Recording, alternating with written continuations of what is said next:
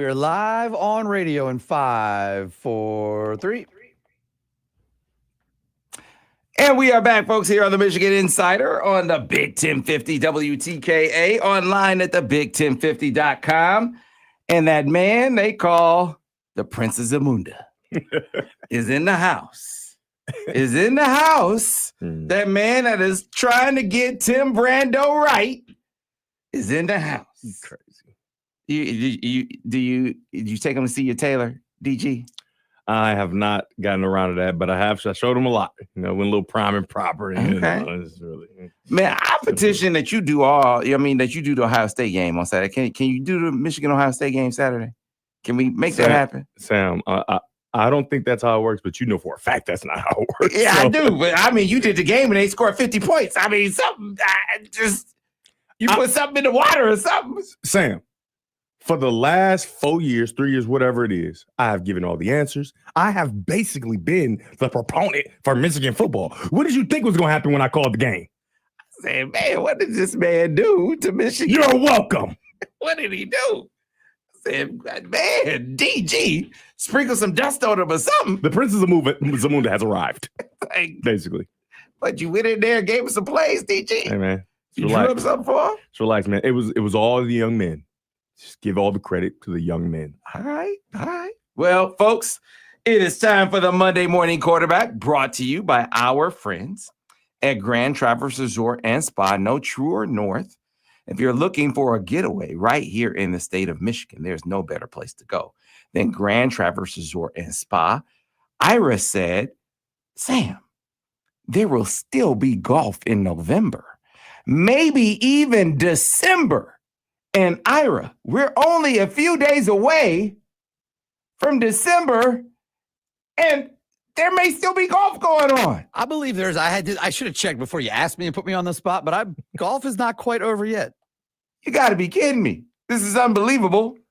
But yes, no truer north than our great friends up at Grand Traverse Resort and Spa. The spa. So you know what else is on, and it won't be going away. Even when golf is over, which it might be done now, but they have the indoor golf facility up there. They have the indoor golf facility. They have all the pools. They have all the great bars. They have the airy restaurant at the top of the tower, the great shops there, and the spa. 24/7, 365. There you go. You don't got to worry about the weather. We'll tell you all. It's actually maybe better when it's all cold, yeah. So I'm just saying. Yeah, we will tell you more about the spa a little bit later on in the show.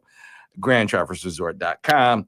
But it is time to get into this game with the Monday Morning Quarterback himself, DG. Just what was it like, first of all, to call a game at your alma mater, man? That had to be different. Yeah, it was great. Just the only thing is, I think a lot of people thought that I was there for fun. I don't think they remember that I have a job to do. Ira did, of course. Ira, he didn't come in that preparation time. He come at halftime, with a kick it, whatever. That's the one thing that, wasn't great. But other than that, it was awesome, man. I mean, the booth is big and, it's Michigan. Of course, the booth is nice, right? You got a lot of space and good view right down the middle. It was good. It was really good. Yeah, man. And then you got a chance to actually see them get down. I'm not that you have rooting interest while you're watching the game. Zero rooting interest. But it was different. You didn't see the Michigan that everybody else saw. Yeah, this is exactly what I suspect that fans and people who love Michigan football thought that they would see, right? They would see great defense, right? They held them to 100 or maybe under 100 yards of total offense, but especially before they subbed everybody out. Multiple turnovers and on offense, they were able to control the line of scrimmage, run the football, create easy throws for Davis Warren, and not turn the ball over as much, right? They had the one turnover where it was just an errant throw, but other than that, I think Davis Warren played a really clean game. We did a stat at halftime. In the first half, he passed for more than the average amount of yards that Michigan was passing for the entire season, right? In one half, right? So that's really impressive. And obviously, he didn't finish with great passing yardage numbers, even though he probably could have, because the run game just really took over in that third and fourth quarter. The most impressive part of the game for me was that drive before half. Yeah. Right. That drive before half was, obviously my biggest pet peeve is kickers kicking the ball out of bounds on kickoffs. I don't get it. No wind. There's no reason to do it. Nobody's racing. It's not like you're a quarterback. You got to stand in the pocket and somebody's coming to attack you before you kick. You're just kicking. and you kick the ball out of bounds and you pay for it because Michigan, Davis Warren, and the team, they drove right down, threw a touchdown to Colston Loveland, and it was great. And at halftime, 9 different receivers had caught a ball, and Colston Loveland before that touchdown and before that drive had only caught 1, right? So, I mean, that is just distributing all across the board, having balance, and that's, like I said, what I think Michigan fans looked forward to when the season started, and they just didn't get it.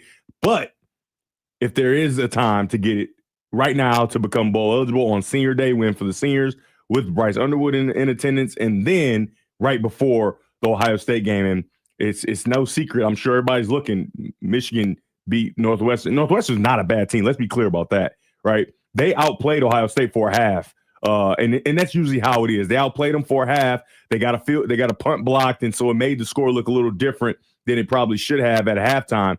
But as far as yardage is concerned and everything, they were dominating almost Ohio State. And then Ohio State pulled away and beat them 31-7 or something like that. Well, Michigan just beat them 50-6. And take that for what you want. But I think that when you get into a rivalry game like they're going to get into next week, the record doesn't matter, right? And for Michigan to hit their stride and play really good football against a good football team in Northwestern that Ohio State had a lot of trouble with, I think that's really something to look forward to. And not saying that they're going to go into Columbus and dominate Ohio State. However, right, I'm like Dumb and Dumber. So you mean to say that there's still a chance? And I think there is. So they did a good job, and we'll get into this in the driving force report, the specifics of it. But Davis was they calmed him down in this game, and I thought the drive where that really sort of came to fruition was that 2-minute drive, because that was the drive after he throws that interception. It was a space and route. He completely overthrows. Just chucked it over the I was like, what? You're playing so good, and then you do this. Right. But he comes right back from that and goes on that 2-minute drive. And then the best play of the drive for him was that where he gets out of the pocket and he finds Frederick Moore on that third down play to extend it. Yeah. And it's like, okay, so you get it back together. That was, to me, the moment where it all comes back together for him. And he sort of shows, okay, I'm comfortable. Yeah. I'm back in my right headspace. Yeah, you can protect the quarterback to a point, right? You can protect him with play calling and different things like that to a point. Like, and he missed a bunch of touchdowns, right? Which I'm not completely upset about. And I kind of highlighted on the broadcast a few times where guys are wide open, plays designed, middle open, and the Northwestern defenders are down in the box. I planned that egg early. Those defenders are going to be down in the box to stop the run. So you're going to have those opportunities down the field. Now, you didn't see any of those opportunities come to fruition, but they were out there. O'Leary put a nasty move on one guy, and he's the number one read, I would imagine, because it's built to beat the cover 4. But he checked the ball down, which you're not mad at, because what Michigan has gone through from the quarterback position, we are not mad at when the ball touches our own team's hands, right? However, you would love for him to take those shots down the field, and O'Leary put a nasty move on one of their safeties or corners, whatever it was. He missed those opportunities, but like you said, in that 2-minute drive, you can't really protect your quarterback because you're trying to go down and score, right? So you got to call plays as you see fit, and when you get a chance to create, which the one thing that he struggled with all season, fading back, popping back, instead of sticking his foot in the ground and doing what? Getting in the fight. Right. And when you get in the fight, good things happen. It's happened from 4 years ago when I highlighted it. It happened for JJ. And now in this game, in that drive, it happened for him where he 6-step back foot in the ground, starts to climb up. Right. And when he climbs up, he can go lateral. Right. And extend the play. And when he extends the play, the defense has to plaster. Well, I'm just telling you, defenses don't always do it. They lose somebody every time. And if you can find something that's clear and sunny like he did with Moore, I just think you got a real opportunity, and he showed it. And after that, right, you start to roll down. You're in such a comfortable position with all your timeouts. It was a perfectly executed 2-minute drive to go down and score before half. You saw. So I want to give him credit for, he had to find something, because I call intestinal fortitude.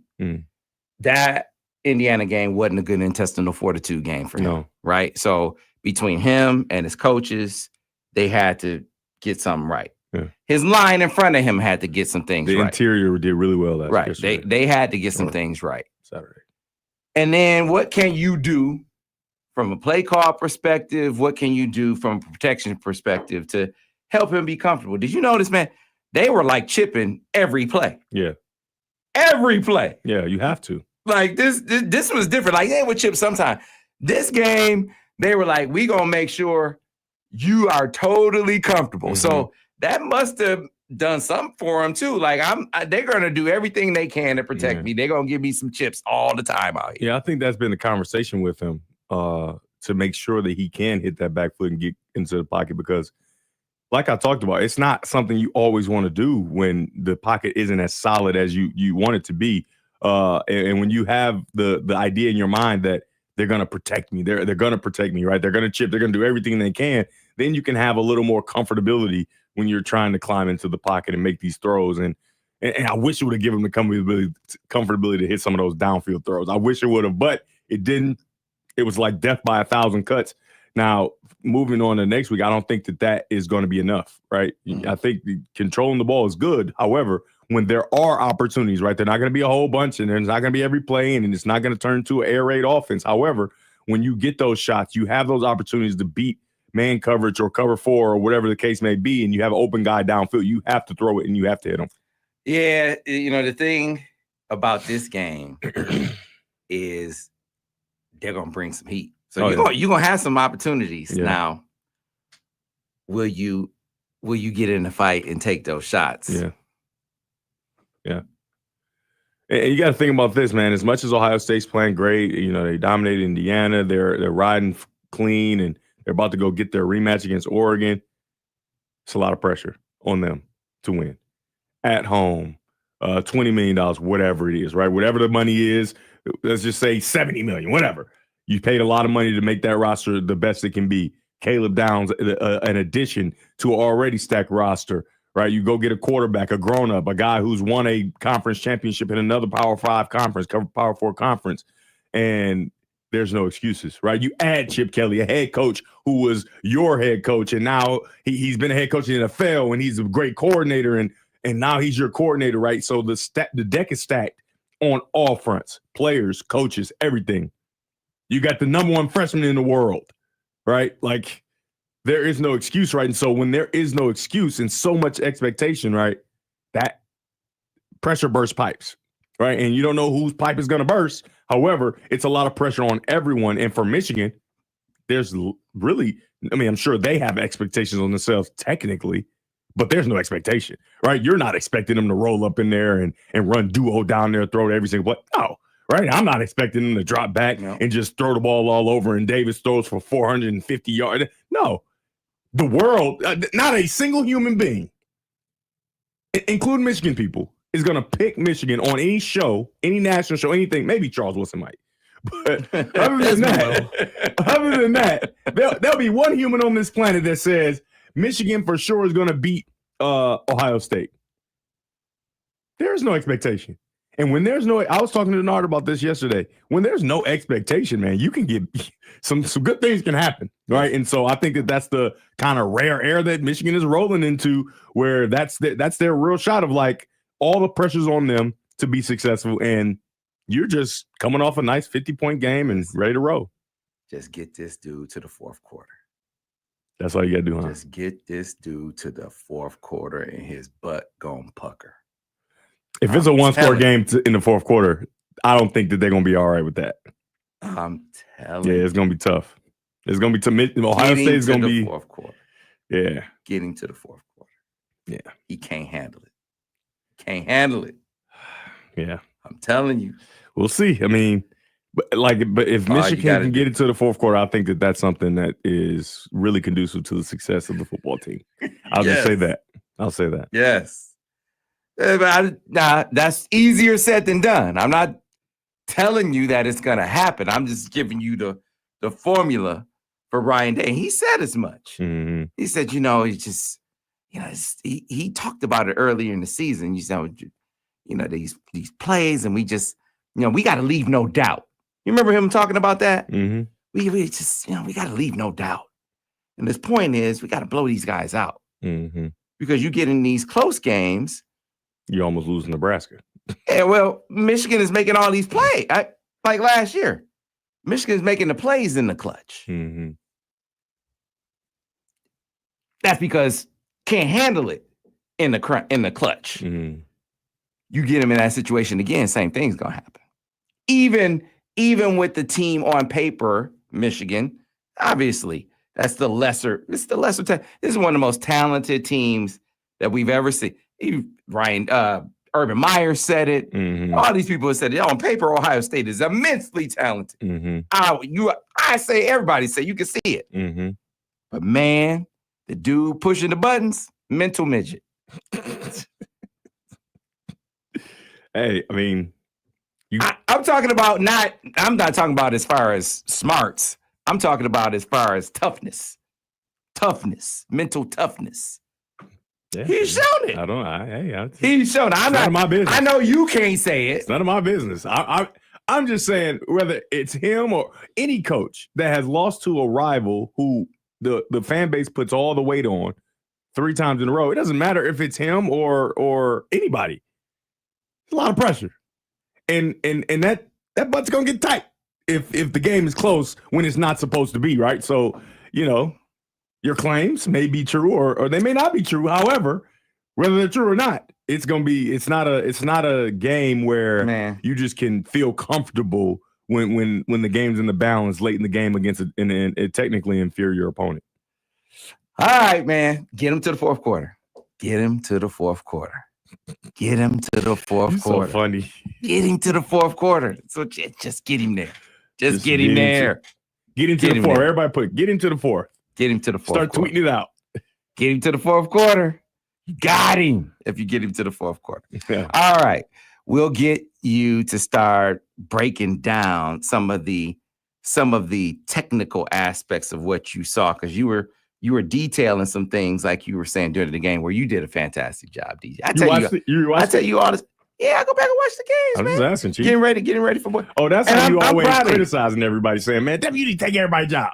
Yeah, you do. I tell you, and I'm proud of you, man. I mean, everybody see what I see.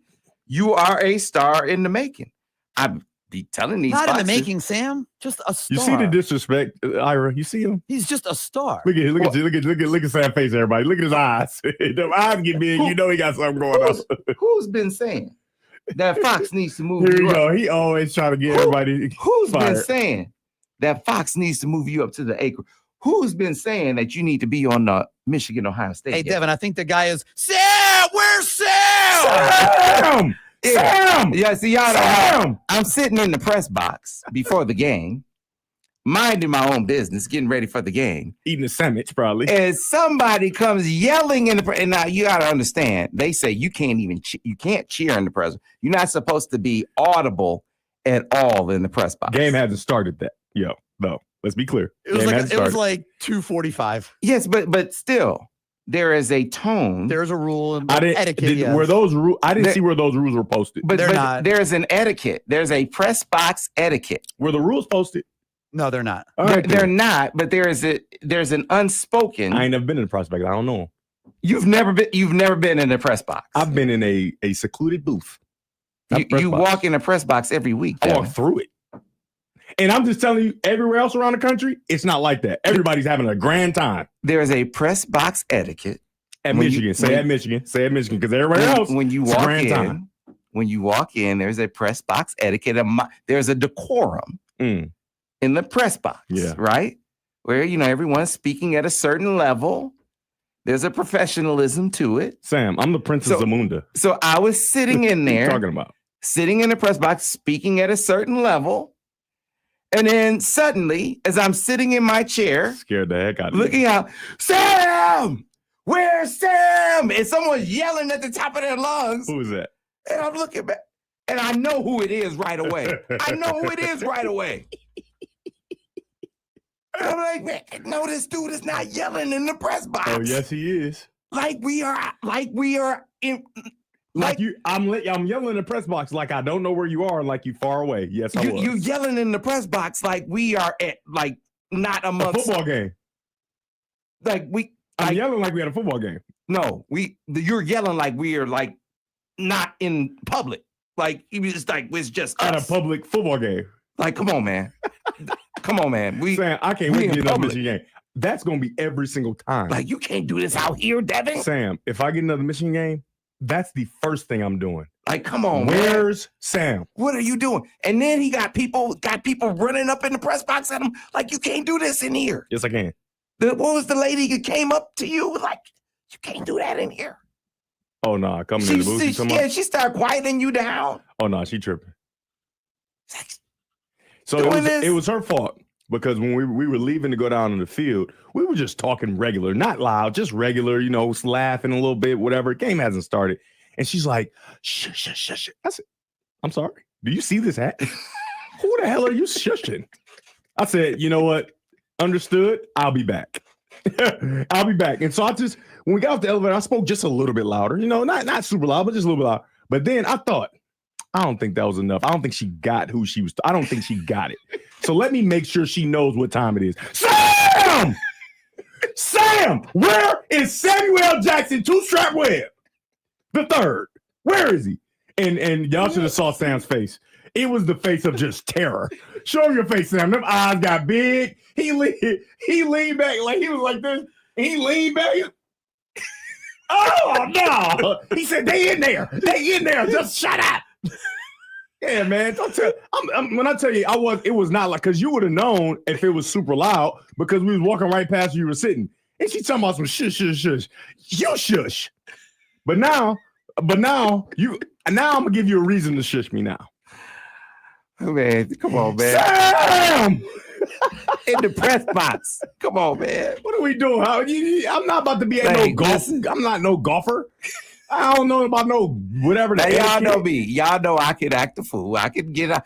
But when I'm out in it pales in comparison I present a certain way. Civilized. I present a certain way when we get in a certain setting. But that ain't me.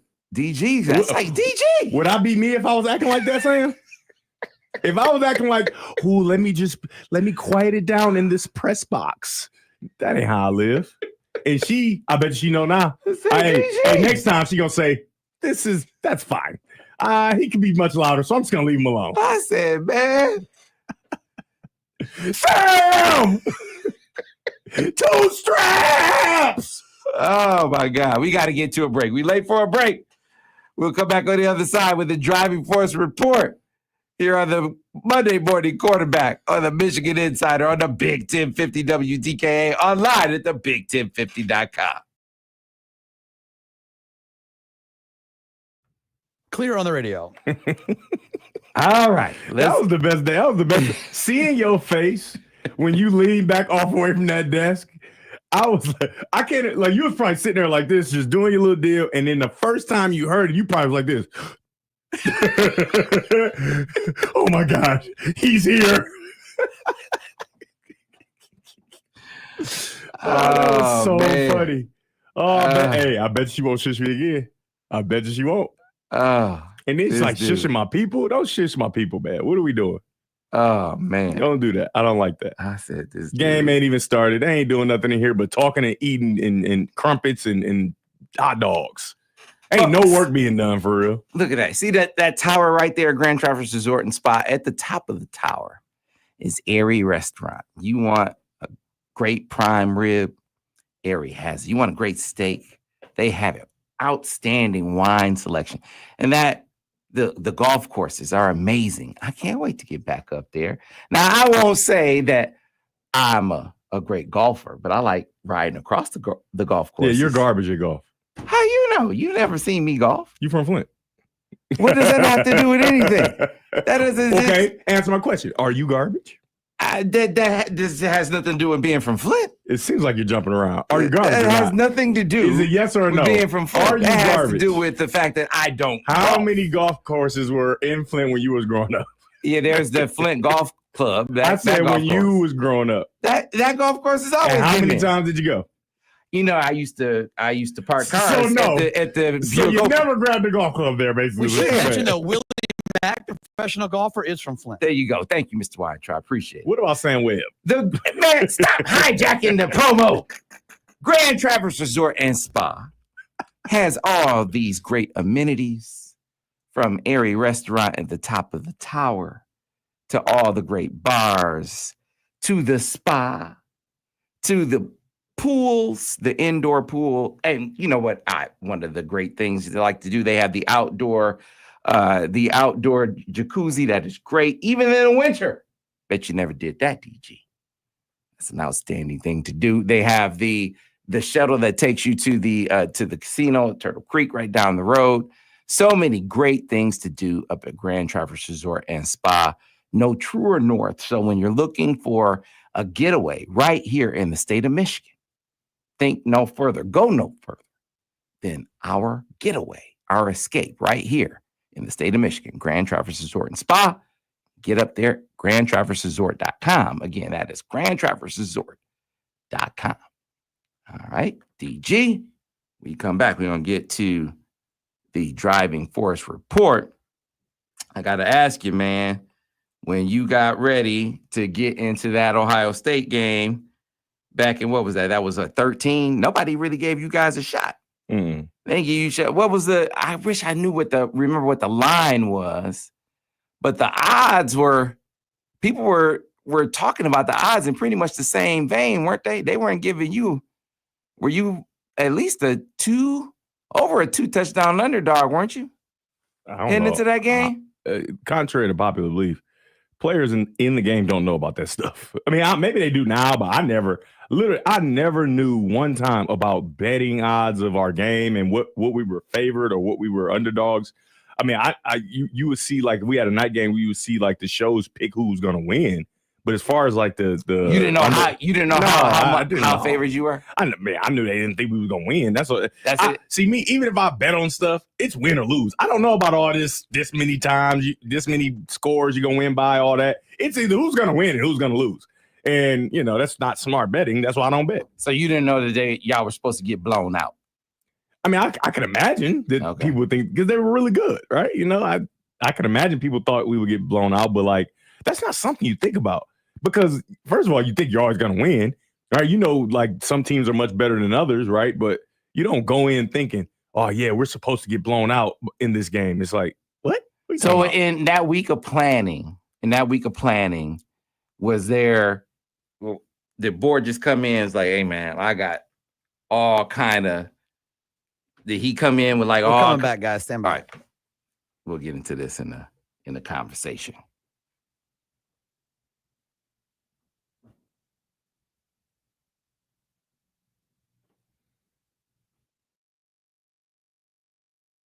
And back on radio in 5, 4, 3. And we are back, folks, here on the Michigan Insider on the Big 1050 WTKA, online at the big1050.com. As we get back to it, want to remind those of you who are in the market for a new vehicle to get on board with Brighton Ford. Go to BrightonFord.com, call 1-800-NEW-FORD to make it out to the lot at 8240 West Grand River Avenue in Brighton, Michigan. They got a great deal on the F-150. Like I used to see, DG, you still roll around in F-150? Yeah. He still rolls around in F-150. Like the one you could get in at Brighton Ford right now for $3,500 down and $261 a month, or $390 a month and $500 down, only at Brighton Ford. So get on board with Brighton Ford right now at BrightonFord.com, 1-800-NEW-FORD.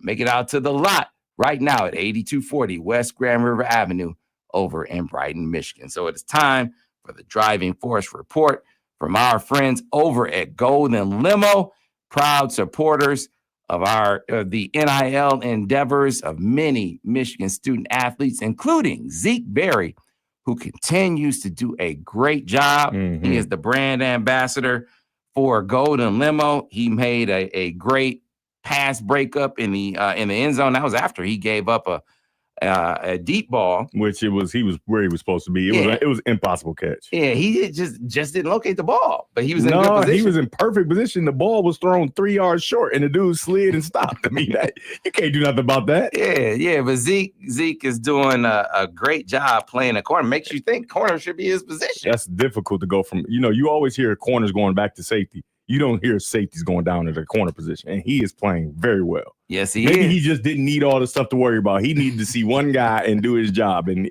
I was really impressed watching film of his development and then seeing him on the game. Yeah, so he is the brand ambassador for Golden Limo. And so when you support Golden Limo, you're supporting Zeke. You're going to see Samaj Morgan with the Golden Limo folks at their postseason party. So again, when you support Golden Limo through the Golden Ticket, you're supporting Michigan NIL. You're also supporting a great veterans charity called Freedom River. A portion of your reservation fee will go to Freedom River and will go to Michigan NIL if you mention Golden Ticket when you make your Golden Limo reservation. So make sure when you have ground transportation needs. You all right with that word, Sam? Transportation needs that you book them using Golden Limo. All right, let's get to your driving force report. So take me through.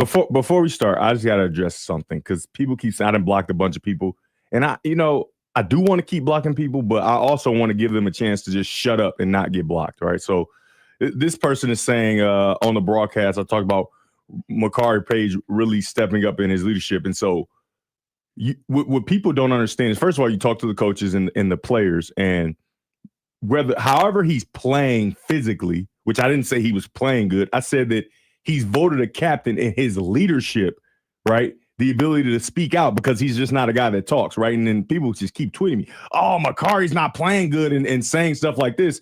And if you say that ever again, right, if you continue to say, I'm just going to block you, right? So, yeah, kind take whatever this name is, just shut up, because I didn't say he was playing good. I said that he's a leader. He's voted a captain by his peers for a reason. So moving forward, let's go on. All right. So I don't want to just keep blocking people. I do, but I don't. You know what I mean? But why were you blocking people after the game Saturday? Yeah, I saw you. Well, people saying stuff like that. Oh, but Makari Page is terrible. I wonder what your position at your job is. What level are you? That's all I want to know. Right? When you're saying other people are terrible, what are you doing in your real life? Because it seems like you're miserable. And so you were doing a whole bunch of blocking after the game Saturday. 100%. You don't get to just say stuff about people and firstly not truly listen to the game, because if you actually listen, you heard it was about leadership and vocal and being voted a captain, not his actual play on the field. But if you want to take whatever you want and then go to the internet with your keyboard, I'm going to block you. I mean, what are we doing? I don't need you. I'm not an influencer, right? I gain nothing. I don't get paid from Twitter and Instagram. I just do it for fun. Blocked every single time. And then you know what I also do sometimes when I got free time? I go look and see who liked it and block them too. So you weren't even just blocking people for saying stuff about you.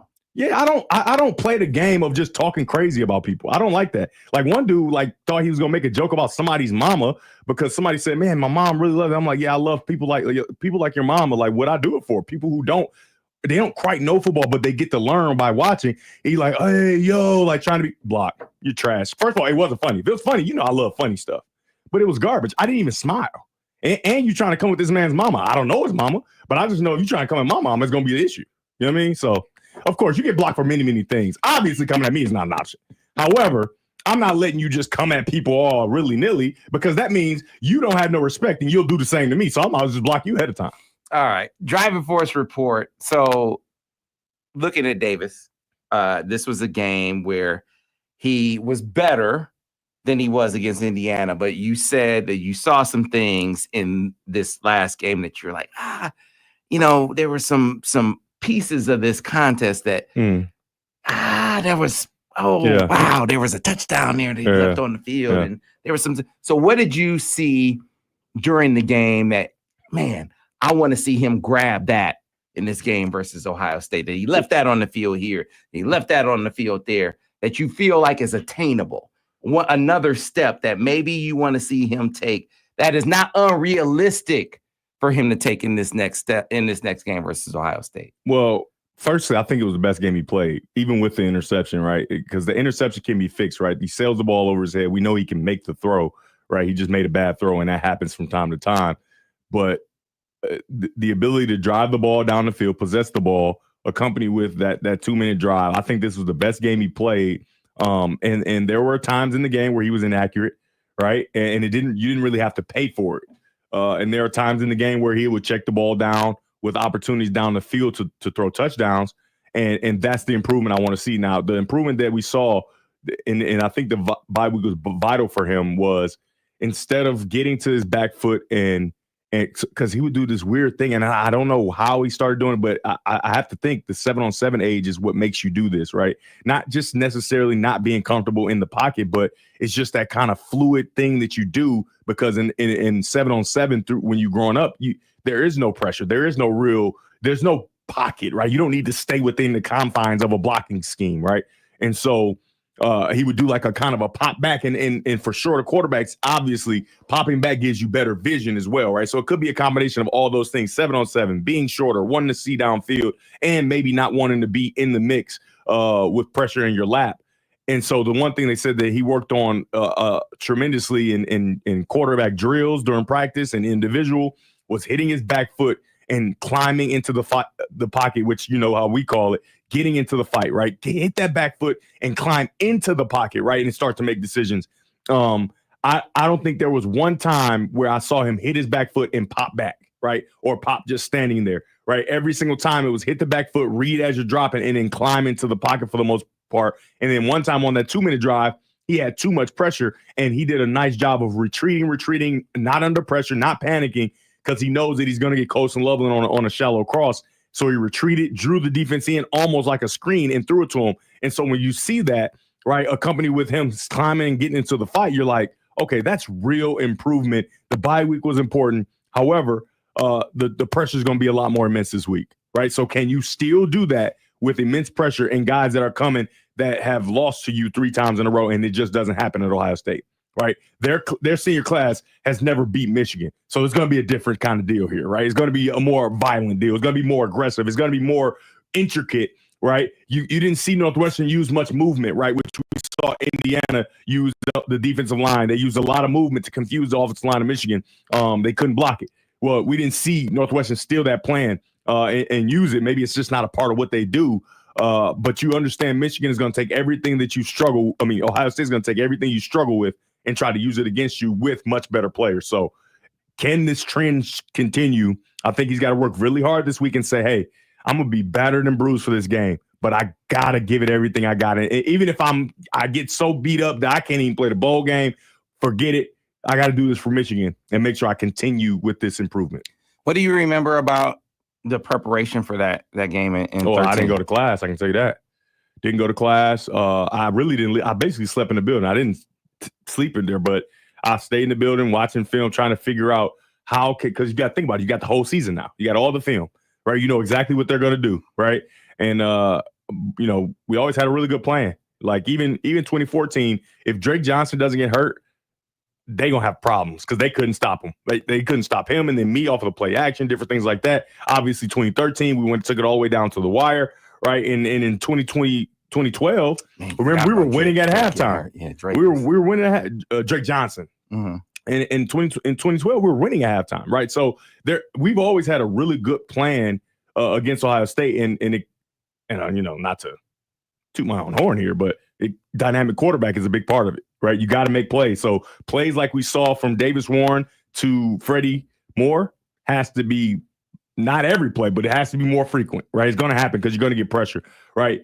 The opportunities to hit like an O'Leary or whoever it is down the field open, you can't not hit those, right? You can't not throw those. You can't go get a 7-yard gain by throwing a check down when there was a 60-yard touchdown. You have to hit the 60-yard touchdown because you just don't know how many opportunities that you'll get. And I think that they're going to watch the film and he's going to say, I felt way more comfortable because I didn't have so much pressure, right? And I think I can take my eyes downfield a little bit more knowing that I can get to that check down late. Borges has this saying, burn the boats. He was like, hey, you got the kitchen sink. He was everything.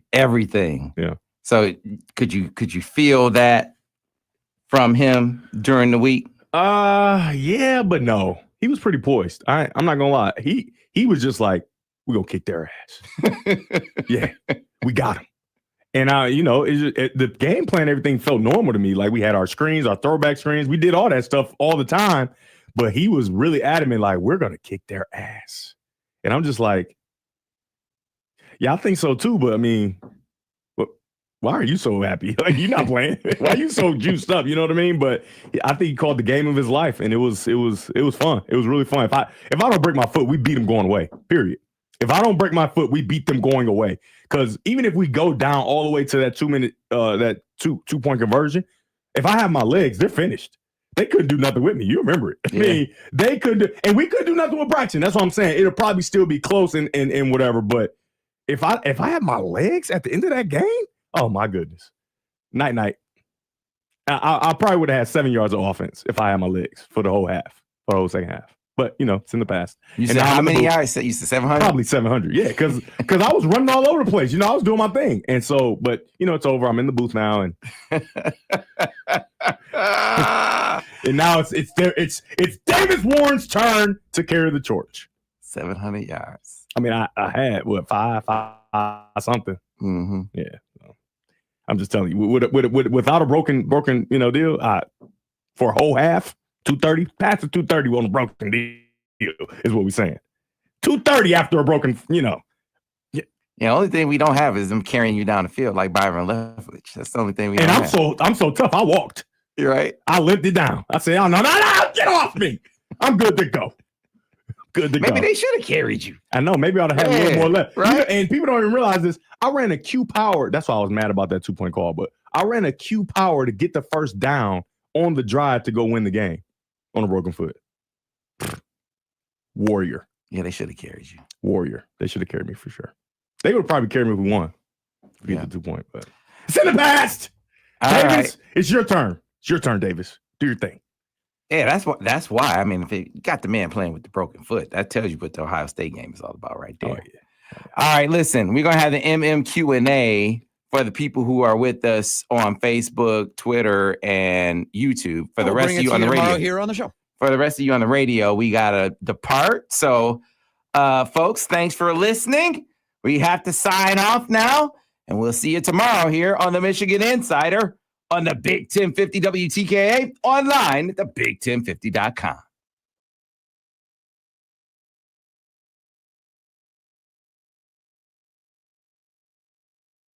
And we are clear on the radio. All right, folks, if you have questions for DG, this is the time to get them in. If you have questions for DG, now is the time to get them in. And I will put that up on the screen for DG. Like, yeah, man, why did you feel so comfortable yelling in the press box? It's probably because they can't throw you out. How you gonna throw me out? You ain't throwing me out. Hey, you're not revoking my credential. I'll be fine. I felt very comfortable. I know what time it is. I said, she thinks she can get me out of here, don't she?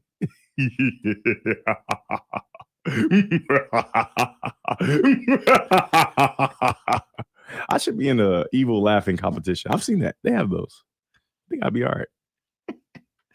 Yeah, and so when you told Tim to put on the buffs, was he game or he was like, Devin, I don't know. He like, what is this? I'm like, I had to quickly. It had to happen. In fact, I had to quickly explain and whatever. And then he like, yeah, let's do it. He was down. I said, Tim, you're gonna be a Michigan lore forever. They're gonna love you.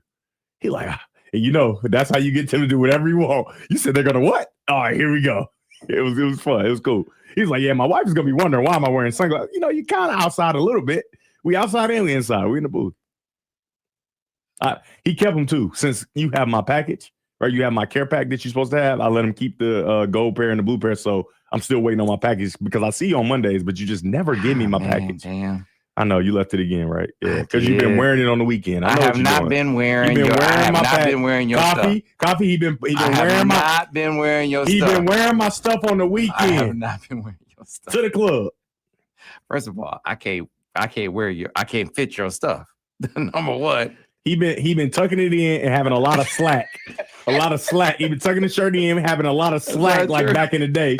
And then, because he think he got style. So, he's going baggy bell-bottom pants with a lot of slack on the shirt, right? And that's the style these days. And so that's what he's doing. I know what he's doing. That's not true. Hey, in the chat, put a yes if you think Sam wearing my gear on the weekend. Your gear. He definitely wearing my gear. Wearing your gear at all. Yes, he is. I have not worn your buffs. I have not worn your T-shirt at all. All right. And so we'll start getting to the questions as they're lining up. And we'll just get the first one in now. DG, what can we do offensively against Ohio State to win this game? As the first question for you, DG. Run the ball effectively. If you don't run the ball effectively, you don't have a chance because now you're forcing Davis Warren to drop back and pass when they know they are, when they know they're drop back and passing. And so there's no secret that they have the clear advantage as a defensive back end against our wide receiving core. So if you're going to force a person, I mean, excluding Colton Loveland, of course, but if you're going to force a person to drop back and pass when the other team knows they're passing, even for a really good passer, is very difficult, right? There's just more guys in coverage than there are wide receivers. So you got to establish a run game. The line of scrimmage has to be handled. And if that doesn't happen, there's no chance of Michigan winning. All right. DG's evil laugh enters the chat. Let's go. Let's go. David Shaw wants to know, DG, what percentage do you give Michigan to win this game? Putting me on the spot with that one. Percentage. That's I don't do that kind of stuff, but I would say like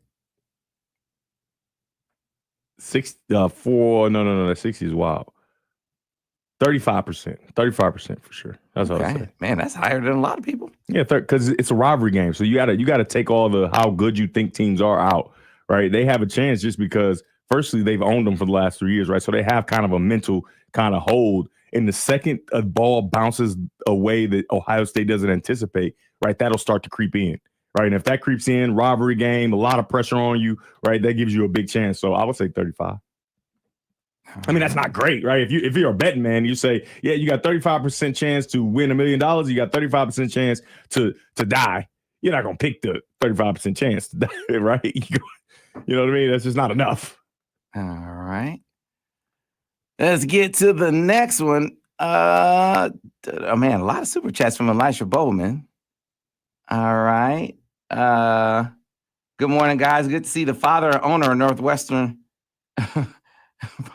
Father and owner of Northwestern call the Michigan game. Elisha, that's smart. I get what he's saying. They don't get it. I get it. But you I got busy against Northwestern every single time. Every single time? Every single time. I got my first game winner, hit a Hail Mary, and then beat him in triple overtime. I had all those touchdowns as well. And then the next year, they got so sick of me, they said, we're going to go for 2. And Frank Clark tackled them and stopped them. Yeah. Okay. All right. I like that, Elijah Bowman. See, this is what I'm talking about. If you want to get me, Tim Brando, you tell them, hey, they'll love you and whatever. Hey, Elijah Bowman, you bring that kind of stuff in there, and it's kind of subtle. Nobody else gets it, and it's just me and you, Elisha. Okay. It's me and you. We good. All right. Well, back. You super chatted it. All right. It came back. What do you guys think the recipe for success this Saturday regarding the offense? Heavy run and play action, or more of a balanced approach like the Northwestern game? I as much as it seemed like real balance, and it was more in the first half, I think that it wasn't super balanced. I think it was a lot of run against Northwestern because they had success. Now, will they have that same success against Ohio State? I don't know.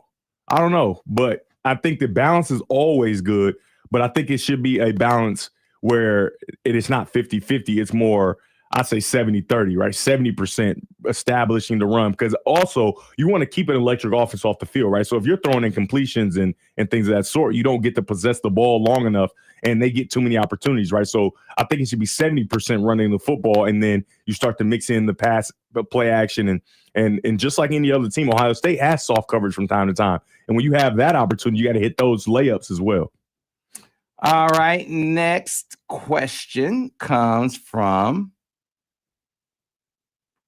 this one, Mr. Jones. DG, can we expect any more improvements versus Ohio State in terms of missing open receivers deep? Davis just seems scared to take the risk. I don't know. Davis just seems scared to take the risk of too scared to take the risk of giving her deep shot a look. Yeah, I don't like to call people scared just because if somebody calls me scared, I get offensive. Mm-hmm. I get really offended, but worried, right, about protection, and worried if he holds on to the ball, he'll take sacks and be hit while he's throwing and different things like that. Yes, he is. And he has to let go of that, right? This is the last game, right? Obviously, it's a bowl game on the horizon. However, this is the one that matters. The bowl game doesn't matter, honestly, right? The practices are much more important than the bowl game, in my opinion.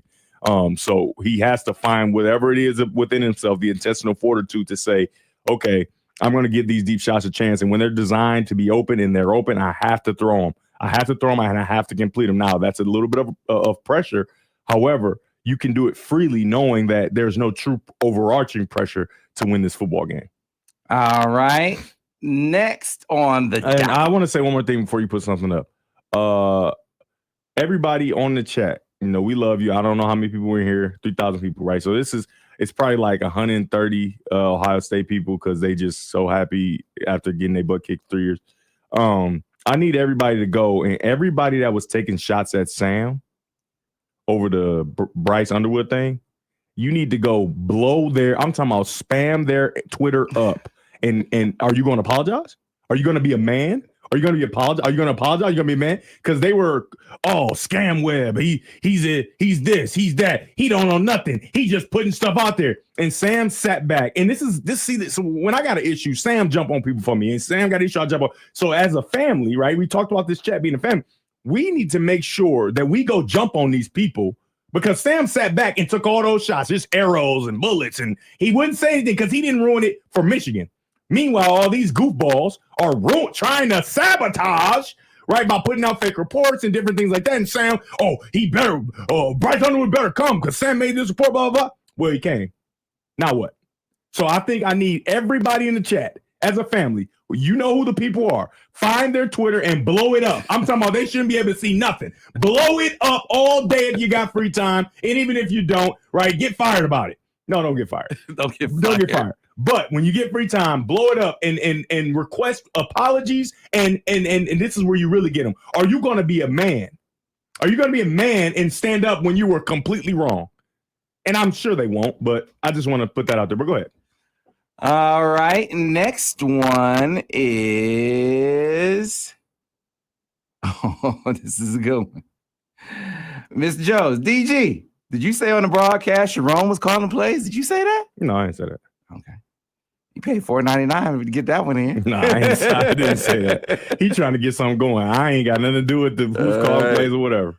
All right. I did say that he's helped in the offense more because this week he told us, he said he's been more of a CEO just because of all the things that goes along being a head coach now.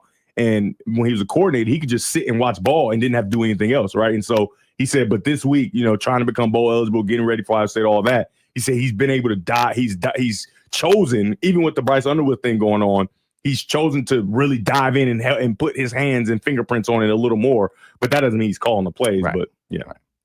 All right, Steve Horn. DG Sam, did you notice the third Mullins TD that the line was left tackle Jadice, left guard, and no Hinton? Actually, no, I did not notice that. We will look at that in film study today, though, with when Borges comes in. I did not notice that, actually. Yeah, the interior line played well. I mean, I'm not, I don't know how you guys see what's happening, but game's going fast. We don't have time to see exactly, you know what I mean?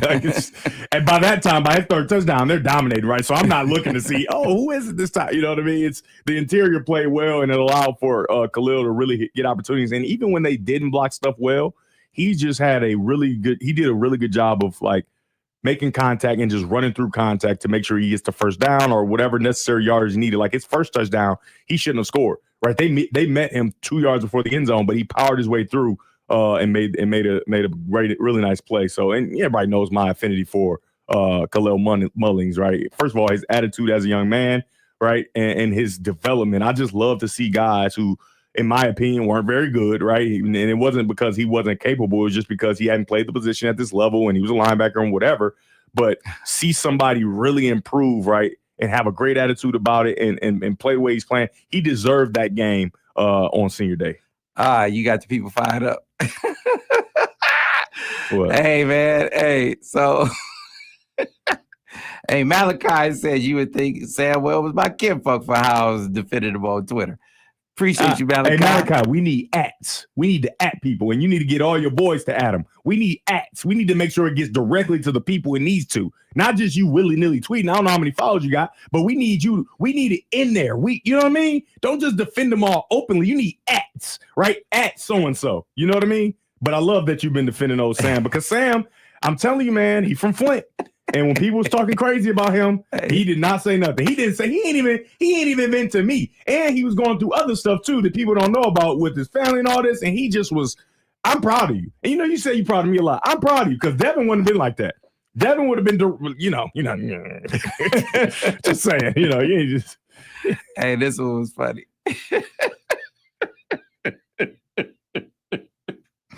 That's what I'm talking about. He said EJ Holly got mad when I told him Sam Webb was his daddy. He owes him his apology.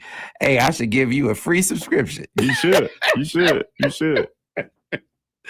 I should give you a free subscription for that, for making me laugh. That's hilarious. See, that's good stuff. That's good content right there, King David 7374. That's good content right there. David Shaw said, for that reason, I signed back up for TMI. That's right. We got a 75% off deal right now going on Black Friday. So appreciate that. All right. It's Friday? Monday. I know, but we doing the Black Friday. Black Friday's coming up. Yeah. So I never experienced Black Friday because I always was playing football, and now, I really don't know what Black Friday is, essentially. Yeah, I mean, so rich, you don't need to shop on Black Friday. I mean, I want to be like you. Put your teeth away. When I grew Can I give everybody a piece of advice for what you should do on Black Friday? Watch your mouth when you're talking to me, Sam. Devin, everybody should be on Black Friday doing what? Watching Devin Gardner call football on TV. That's right. That's how you spend Black Friday. Hey, Friday morning. I say that, 12. I don't know if you guys feel like this, and I think people do, because when you watch this show, everybody, we all know you, but it's like, that's my guy. That's right. Don't y'all feel like that? I'm like, man, that's my dude. Yeah, we're a team. It's like, man, it's not like, it's like, that's my guy up there. That's how I feel. And Sam probably like, how the hell did he get up there? I know he crazy. I know he crazy. Since 14, 15, he been crazy. Since getting asked to leave UAD, he been crazy. How the heck did he become civilized? You're right. I did become civilized, and you should be proud. It ain't nothing but Hey, Sam, if you think you confused how I became it, think about the people that knew me when I was 5 at my church that I still go to. Every time I go to church on Sunday, they say, man, you used to be so bad. Okay, I get it. I was a terrorist. I got it. And now I'm civilized, so relax. Pure pride, man. Super proud of you. Super proud of every time. I love my church people. They're so funny. Every time you up there, it's like, man, so proud of you. So proud of you that you're doing it, and proud of where you about to be, because it ain't stopping. Like, sooner or later, Clad ain't gonna be there forever. I'm just saying. You always do. I'm just saying. You always do. Better watch out, man. Better watch out. I'm gonna tell you, Clad has been a help to me. Anytime I ask for advice and everything, I know he has. Clad's not bad. He's not bad at his job. He's not bad. But you just wanted me to have it. I sure do. I sure do. I sure do. Joe? Ain't nothing wrong with competition. You ain't bad at your job, but he want me to have it. Ain't nothing wrong with competition. And Joe acting like Denard. That's what Denard used to do. He used to just have my job that I want. It's like, dude, give up the job, okay? Just give it up. And Clad, he like Denard would help me all the time while also having the job that I want, Yeah, Clad doing the same thing. I'm sick of these. Yeah, let's keep moving up crews. Let's keep moving up crews. I like that too. They keep, I think we need another assignment, move up another assignment. Thanks, I just got this one. I know, but hey, man. As you do well at this assignment, time to get the next one. All right, time for the next one. We talking about competition. So Ryan Skornica says, what impact do you see Bryce Underwood have on Jaden Davis? How would you feel if you were in Davis's shoes? This is just me, how I would feel. I can't stay at this school. And it's not about being afraid of competition. Money talks, right? So if they're whatever the number is and it's somewhere around wherever, right? As a competitor, you're going in with your hands tied behind your back, right? So and people don't know this unless you play college football, and anybody that's played college football will know the best player doesn't always play, period. There are guys that you've never seen play that just never got the opportunity. That players on the team are like, man, ain't no way he shouldn't have been playing, right? And so whatever the reason is, maybe they make a mistake here or there from time to time, Davis Warren would have to be perfect. Like perfect.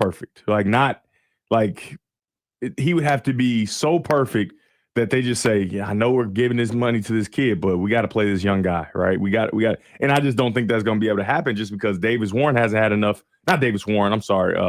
Davis hasn't had enough reps to be that perfect, right? So if it was me, I wouldn't stay. I would look for another place to kind of develop, just because just like it's kind of different for the Falcons, right? It's not going to be a situation with the Falcons where you paid Kirk Cousins all this money and then you draft this guy in the first round and they still not paying the first round. I mean, playing the first rounder, right? We pay him this money to play, right? So I don't foresee anybody else really having that true fair shot to be the quarterback, in my opinion, unless you bring in an older guy, right? So an older guy can make sure that first he's being a good older guy and teaching Bryson, but also he's just better, right? Because he's played longer and he's older. And for Jaden Davis, how much can he truly teach Bryce, right? Mm-hmm. I mean, he's just still learning himself, right? And so you don't see him as kind of like a big brother or a guy that's going to get him ready to play. Because if Davis were to play, that means he's going to be playing the whole time that Bryce is here, right? And I just don't think that Michigan they've done a lot to get Bryce Underwood, and I don't think that they're looking for Jaden Davis to be the quarterback. Mm-hmm. So if I was him, I wouldn't. I mean, I love competition. You know me, right? I had a chance to leave because I thought I should be the quarterback all the time, and especially when Rich Rod left, I'm like, man, I should, I have that opportunity, but I chose to go to Michigan, and I'm a competitor. But if in this day and age where guys are getting the kind of money they're getting, they're not looking to play a guy when they pay somebody that much, and the fan base is so excited and all those different things. Mm-hmm. Politics is a real thing in college football and in the NFL. Kwame Tumasi, says, DG, what made the O-line so effective in the second half of the Northwestern game? Well, they leaned on them, right? They had already established a run in the first half, and Davis hit a lot of layups that you have to hit to make sure you keep the defense honest. And it forced to say, like, the thing with the iPads is kind of cool is even though Davis didn't throw those deep shots, right, and hit them, when they go back and watch the iPad on defense for Northwestern, they see them, right?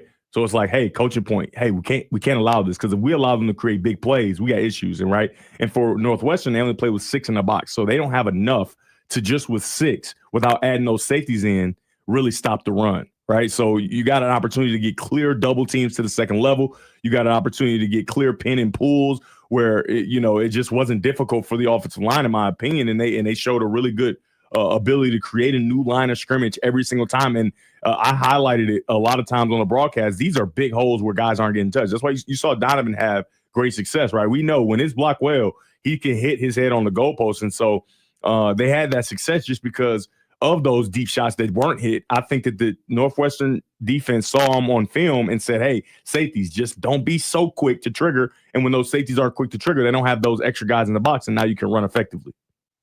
All right. On to the next question. This one. Shadyville 03. DG, how did it... Let me go back to it. DG, how did it feel calling the Michigan game? I know you had to be biased, but I know it had to mean a lot to you. It was fine. I mean, I'm a professional, so I'm doing my job, right? I mean, I was super locked in to this game like I would be any other game. But as it started to become a blowout, it was a lot more cool, right? We started doing flashbacks and different things like that. And so it was really cool and kind of nostalgic towards the end to think about, like, my first ever start as a quarterback in the big house was against Northwestern. My first Hail Mary completion in my life was against Northwestern in that same game. My first ever game-winning touchdown at the college level was in that same game.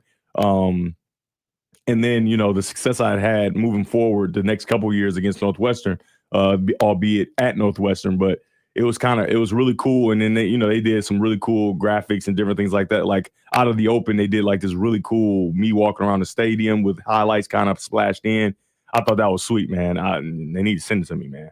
It was really, really good. But it like at the beginning of the game and throughout most of the game, I wasn't thinking about that, right? You guys don't understand how difficult it is. I wish you could be in the headset of what's going on while you're calling the game. Like I've let a couple people come in and kind of sit and watch and listen and understand how much is happening, right? Where I'm looking at this screen, that screen. My producer's talking to me in one ear while also Tim is talking to me in my other ear. And I have to listen and respond to Tim while also understanding what my producer is saying and then speak while my producer's still talking, right? It's just a lot going on. And so a lot of people saw Tom Brady kind of struggle early, and I don't know how he's doing right now. I haven't seen his games, but the reason he would pause right while in the middle of his sentences and it sounded weird is because he's not used to a guy talking to him while he's saying a statement and he's counting down to commercial and different things like that, telling you what's coming next. But you're trying to get a point out and he hadn't gotten comfortable, right? So it's difficult. That's why you think, oh, athletes will be fine. Any athlete could just be done and go get in that booth. Yeah, all right. And that's why they bomb,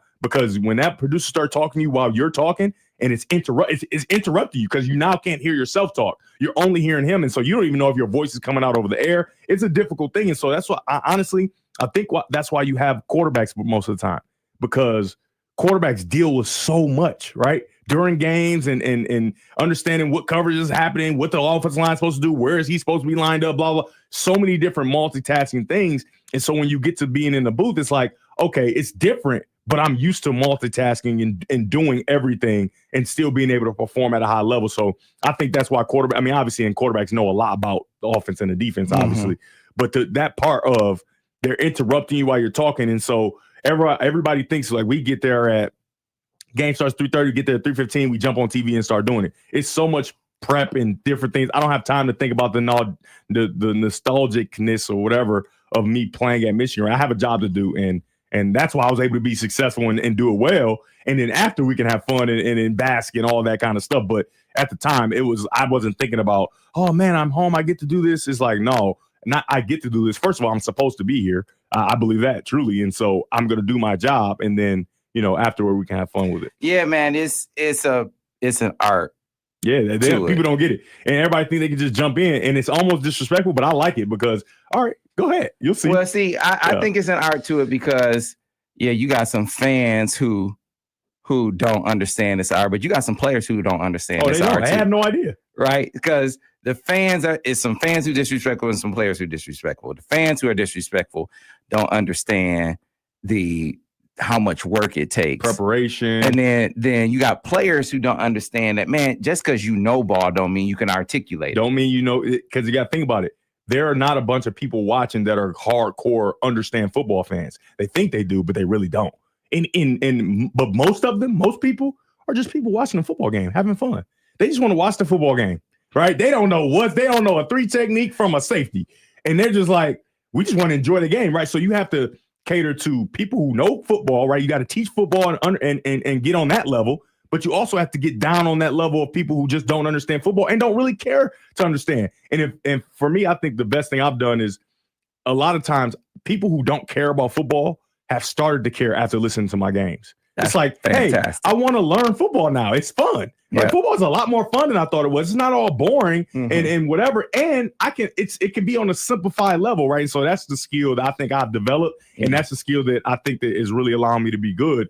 But yeah, and you get dudes that really think they know football and they don't know nothing. Like if I sit them down across from me and we get to really talking football while they're being critical of kids and if they're being critical of announcers, if I sit them down across from me, they're going to sit there and look stupid. And they're going to feel terrible about themselves because they don't know. I forgot about more football than most of them know. So, and then for the athletes that try to criticize, get your butt in this booth. Get in there and try to articulate the things that you talk extensively about in 10 seconds. Because you got to shut up quick because your partner's about to go because the play's going, right? How quickly can you articulate your thought? All that, what up, cuz? No. It's not going to be able to do that. Right, so while you're being critical, get your butt in here and try it. And then you're going to look crazy on national TV. Well, you probably won't get national right away, but you're going to look crazy in front of who's watching. And then you're going to get killed on Twitter. And you're going to be like, I probably should have seeked out. While I was criticizing, I probably should have seeked out information from people who are doing it like I did. Right. And that's why I was able to, flourish and do whatever because I know what I don't know. Right. I understand that. And so, but fans, they don't get how much goes into it. And it's fine, all right? Because the people that I'm trying to affect, the people that I love that listen are the people who are just casual fans that are coming to watch the game because that's the bigger, much, much bigger audience, right? The arrogant people who think they know everything, that's just a small pocket. That's just a few. You ain't driving up the numbers. The numbers are the people who just enjoy watching the football game and come away thinking, man, I kind of want to learn a little more football because of that. That's fun. That was good. I like that. I like the way they interact with each other, so. Yeah. Mm-hmm. Yeah, you got a lot of people who are like that, and it's like, you did a great job Saturday. DG, great job Saturday. Really enjoyed it. Thank you for everything you did for Michigan. You got a lot of those in here. Yeah. Somebody said, Pro Wrestling said, you want a Sprite cranberry? What's it? You said some other. I don't drink pop. Okay. I strawberry lemonade guy. Okay. He'd probably be looking at my drinks on Instagram or something. It'd be strawberry lemonade every time. Okay. It might look like it's fancy Sprite, but it's just fancy lemonade. All right. Yeah. All right. I don't know what this came from. I turn on this game every week. I love them at QB, and now, okay. Yeah, talking about seeing like that's my guy, DG. Yeah, so I feel like that every week. I turn on this game every week. I love them at QB, and now I see him on this show and on the broadcast. Congratulations, DG. Keep up the good work. God bless. That being said, I miss DG on the film sessions. Hey, man, this take a lot of time, man. Hey, David Shaw, get up a collection. Because Sam got a lot of stuff to do. And Ira brought a guy in the booth who I know I had seen his face before. Steve Clark. Yeah, and what he said was so cool. He's like, man, because I know how you are with Sam, and for you to like flip it and be totally different on like the game, like not totally, but like like more of game, right? It's just like it's two different things, and so. That's pretty cool to hear, right? Because I'm not going to be able to, I talk for a long time. Like I just talk. You can't be like that on national TV with commercials and all that kind of stuff. And so that was really cool for him to come in there and say that. And when I tell you, he meant it too. I can see it in his eyes. He wasn't playing. Oh, no, he was like, I never met Devin before. Yeah. And I was like, first of all, I apologized. Yeah. Because I was like, I'm sorry that I never introduced y'all. But I was like, you need to understand, Devin is like cool dude. I'm so regular. Like you don't have to be like that around Devin. Like when he's in the building, you could just come by and he would be like, Devin just hang here, right? That's That's why he would like. I'm very normal. Like, as long as you're normal to me, I'm normal to you. That's like you could just come by and he'd be like, cool. Hold on now. Don't just, people think I should come by. No, that's not what I mean. That are in the building. Yeah, in the building. Like if you had just come by, you could have just been like, "What's up?" And he would really like. Oh, I've been here so long. He could have easily just came in, but it was really cool. It was really cool, and shout out to him. He was starstruck. Really? Yes. I'm so normal. He probably not no more. He like, oh, he just regular. Yeah, I am a regular guy. Like, man, a regular guy with a crown. I got a crown. That'd probably be the crown. That's what made his day. It's the crown that really confused people. He made his day. Oh man, he's trying to put third base investigator said, can you imagine DG and Gus Johnson on the call? That'd be all Detroit. Oh man, all Detroit broadcast. It would be. Hey, is he UAD? He went to UAD, yeah. Man, yeah. I'm just saying. Gus been working out. You see, he get a little bigger, a little bulkier. I didn't see that. I did. He works out with Trip Bromley out in LA, actually. Okay. Yeah, with Phil Bromley's son. They're workout partners. Oh, see, I knew Okay. it. So Gus getting he more like you got to pay attention. Like you wouldn't notice it just like off first glance, but like, oh yeah, you a little more sturdy. Like, you know what I mean? Okay. All right, Gus. Let me not judge a book. Okay. My bad. Let's go ahead and get a couple more questions in here. Because they have really piled up. Let's see. We already answered that one. You wanted to know what we can do offensively against Ohio State. You did that one. Another great job, DG. You were awesome. I guess I could throw that back up on the screen because you can never see too many of those, right, DG? Hey, I got one right here. It is amazing. Blake Slate cream. Have you ever had Blake Slate ice cream? No. Oh my goodness. In Ann Arbor. Been here for 10 years. I used to eat it when I was a player. My last year was their first year in existence. Family owned ice cream from scratch. My favorite is Madagascar vanilla because I'm just so regular and so lame. I just eat the Madagascar vanilla, but everything is delicious. I'm telling you. Nothing wrong with vanilla, DG. I'm kind of bland. I'm a bland guy. But I'm just telling you, go to Blake Slate Creamery. I don't even know what street it's on, but it's in Ann Arbor. If you look it up, you'll find it easy. But it is amazing. Like Ashley and I think it's like Ashley and Washington. Yeah, I got the whole crew some, and then I took some to the truck, man. When I tell you, it was rave reviews. Every single person is like, this is the best ice cream I've ever had in my life. And this is people from all different walks of life, all different parts of the country, all coming together, eating the same ice cream and saying the same thing. So if you haven't had Blake's Lake Creamery, you might need to go check it out if you're in Ann Arbor. And if you're not, make a trip, I guess. Blank slate, NIL for DG. Hey, no, it's just so good. They didn't pay me. It's just good ice cream. I think it's great. Gotta say thank you to DG for the turnover bus shout out on the air. The way Michigan men have shown up for Will's NIL business has been inspiring. Do what we can, man. There you go, DG. And even though Sam continues to withhold my care package and wear it on the weekend, I'm still good. Oh my God. I'm still good. Oh my God. Yeah, we know. Turtle Bus, they know that you've been withholding my care package and wearing it on the weekend. I'm not wearing your care package. Tucking the shirt in and making it baggy because baggy is back in. I know what you're doing. I'm not wearing your package. I'm not wearing your turnover buff shirt. It has not been worn. It still has the bow on it, Coffee. I have not worn his shirt. Lying. You know he lying. I have not worn Daniel's shirt. And Coffee, I'm gonna text you back. I know I was in and out of sleep when I saw your text. I'm gonna text you back and let you know. You don't have to do that though. Actually, you don't have to do that. You know this, right? It's all good. It's between me and her. You don't know. Just mind your business. I will give him his stuff. No, you're not. Yes, I will. No, you're not. Hey, you know what? Coffee, just send me my own stuff because he's been wearing it on the weekend. It probably it's all funky like Flint. It is so not. I don't even. It is still in the bow. Let me see. There was one more question I wanted to make sure I got to you because it was a specific quarterback question, and they wanted to know: did you think that number 19 could beat out a transfer, or would he be waiting in the wings? My computer just went off. It did. It might have run out of the battery. Oh, well, that's fine. Okay. Well, that might signal. We gotta go. Oh no. Oh, Sam unplugged me. I did not unplug Sam you. Unplugged me. He's right there. It's right next to him. He unplugged me. I did not unplug you. Yes, you did. I did not unplug you. He's coming back. He's logging back in. And so while he logs back in, I will get this question. I will get this question for you. Can they still hear me? Yeah, because you're on the mic, so they can still hear you. Well, hi guys. Sam unplugged me, and I did not. He hates me because I've been calling him out about wearing my stuff on the weekend. You are a propagandist. Do you know that? Who, me? Yes, you are. Yeah, I won't disagree. Yes, you are a propagandist. Where is this question about Underwood? It was in here.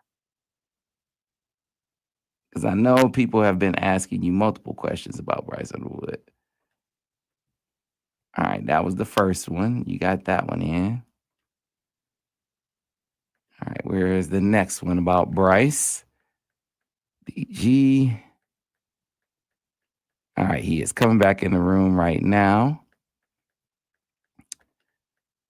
All right, DG, it says that varsity jacket looked a little tight on you, DG. Is that the muscle that you're adding? No, I wasn't tight at all, actually. It was very comfortable.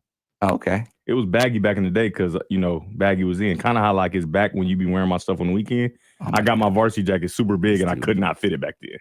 I haven't worn it since college and now it fits perfect. It's so warm too. My goodness. Let's do with the propaganda again. What games do you have this weekend, DG? I got Oregon State, Boise on Friday. That's why Ira said watch on Friday, after you eating your leftovers, Friday at noon on Fox. And then the next day I have Indiana, Purdue, which if Michigan takes care of business, that Indiana Purdue game is going to be huge because if Indiana wins, especially, I don't even think it needs to be convincing. If they win, they go to the Big Ten championship and likely solidify themselves with the place in the college football playoff.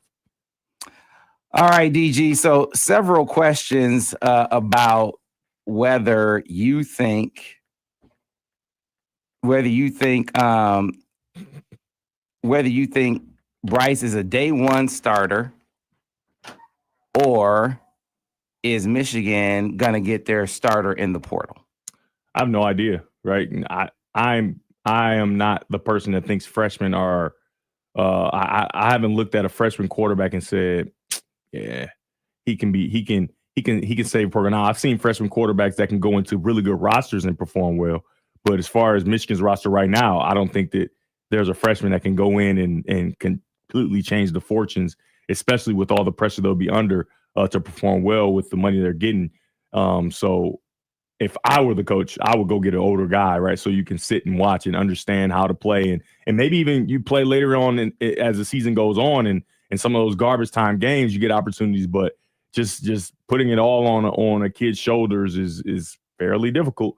It's just not conducive to success for the most part. And don't take my word for it. Just go look around the country, right? As much as everybody was talking about Dylan Raiola, right? And they got a decent roster over there in Nebraska. That train slowed very quickly. They just became bowl eligible, and everybody thought that they would be a team vying for a Big Ten championship because they were playing really good football, and he was playing really good football. But when coaches get film on you, right, it's just like in the NFL, right? Young quarterbacks start off quick, but then they start to kind of tail off. So I think it's really important. If I was the GM or whoever makes the decision and coach, I will go get an older guy that has played good football and that can, obviously you have to vet him personally and all those different things to make sure that he fits the culture and all that, which I think this culture is still being built at Michigan right now under Sharon Moore. I think that that will be the smartest way to go because you relieve some of the pressure from a young guy that is coming into a situation like nothing he's ever done, right? Mm-hmm. And he's been a guy that's been the best quarterback on his team and essentially the best quarterback in the league since he was 7, right? And to get to a situation now where you won't be the best quarterback in the league on day one. We don't know if you will be the best quarterback on the roster on day one, but you'll still be expected to perform like that. That's a lot. That's tough. And, emotionally, quarterbacking and emotionally is the most important thing, in my opinion. And if you don't have that emotional intelligence and that emotional intestinal fortitude to deal with these types of things, because as much as all these fans love him, if he goes out and is not good, they're going to kill him on the internet, on Twitter, and all these different things. And some of that money is coming from him being on the internet too. So he's not going to be able to not see it. And that is devastating emotionally. Even me now, people just say mean stuff on the internet, and I have to kind of block it from me. That's why I block people so fast, because you can't I'm just back them out of the room, Ira, and then put them back in. It's your subconscious, right? You have no idea how words that people say and different things is going to get in, right? Now, outside you might be tough and say, "Oh yeah, it doesn't bother me," but when people say mean things and you're not having success and whatever, even if you are having success, some of that gets in and you don't know how it'll affect you. So I don't know if he has that skill yet, and most young guys do not, right? Grown-ups are still trying to figure it out. So I just think that having a grown-up in the building, having a grown-up on the field will be very, very helpful. I'm about to come around. And so you want to be in my camera? No. Hold on a second. So the next question for you, answer this question, was what quarterback would you want to go get from the portal? And we talked about this on Dimes. Yeah.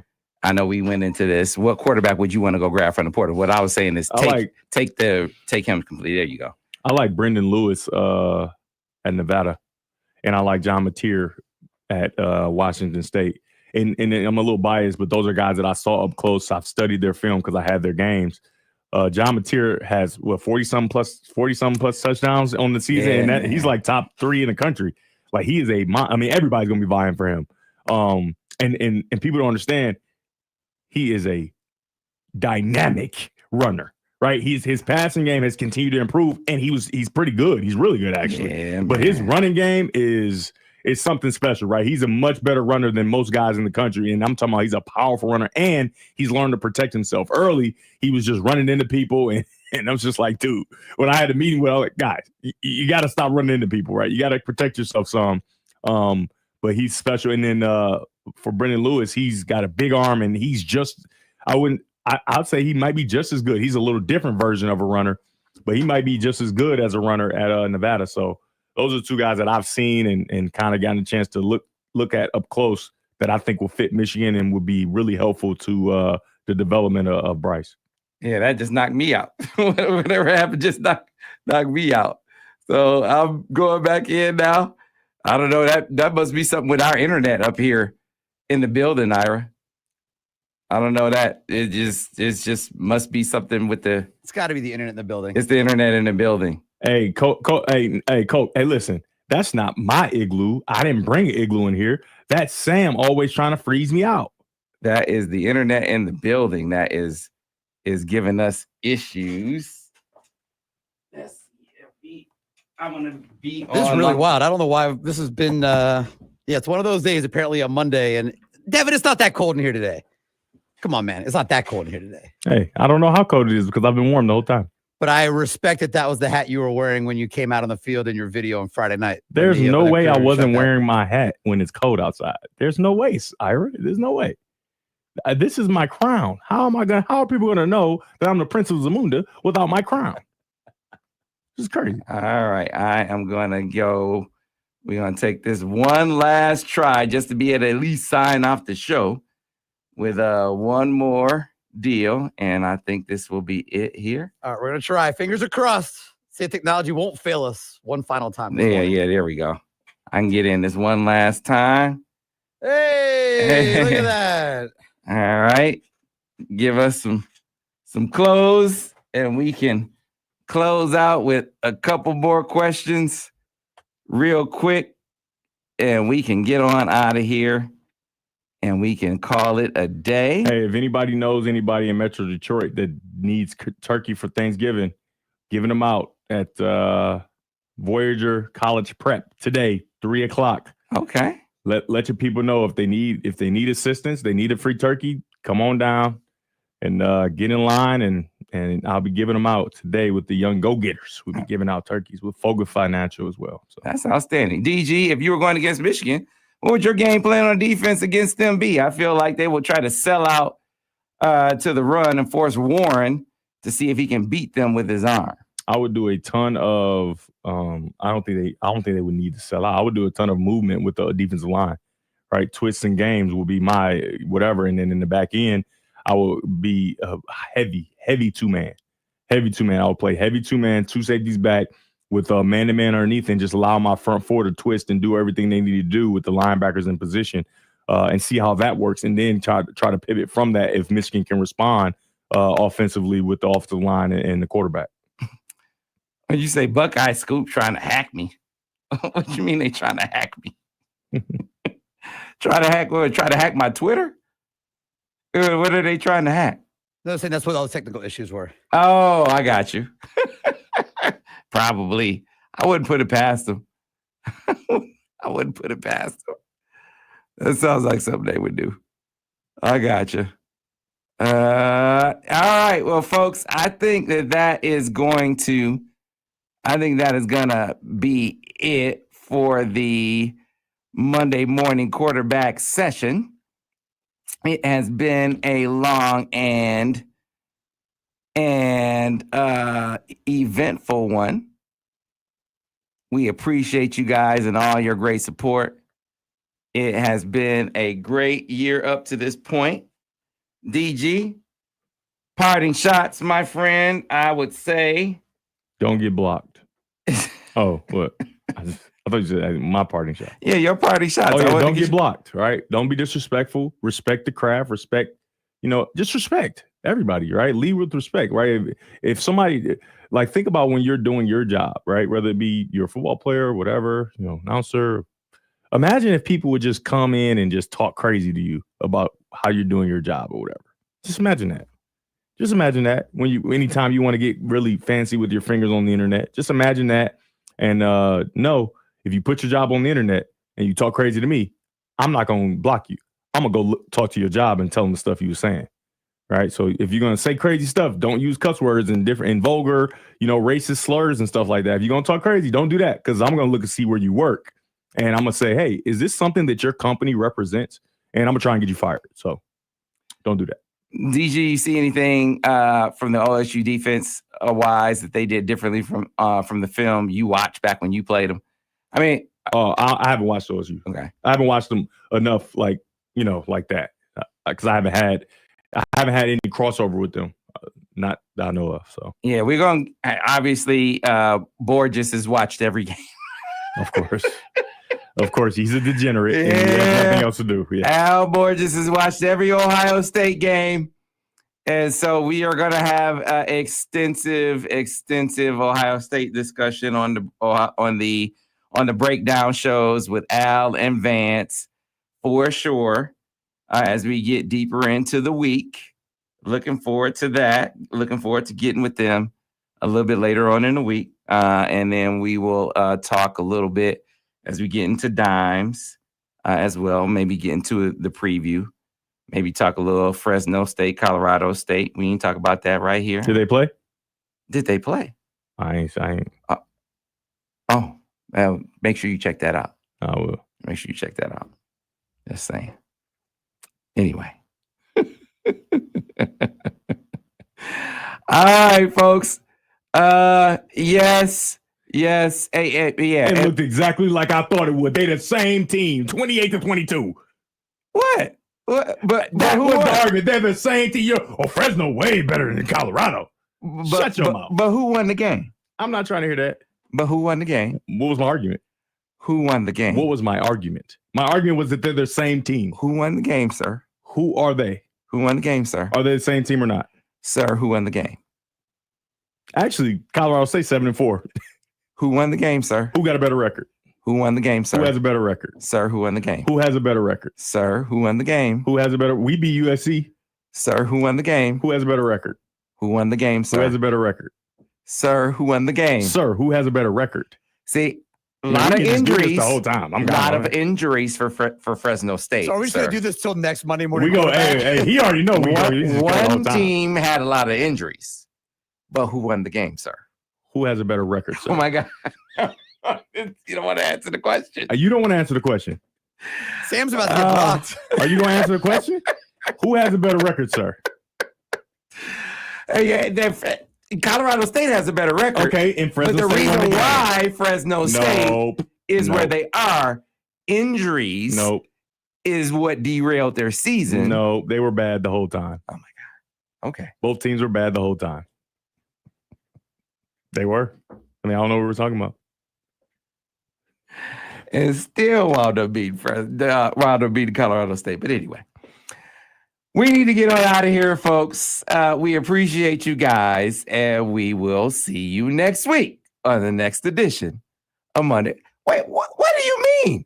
I asked the question first. Trevor White. You must be related to Devin. Answer my question first. First of all, we all family in here. So, yeah, he is related to me. Trevor, let him know. Answer the question.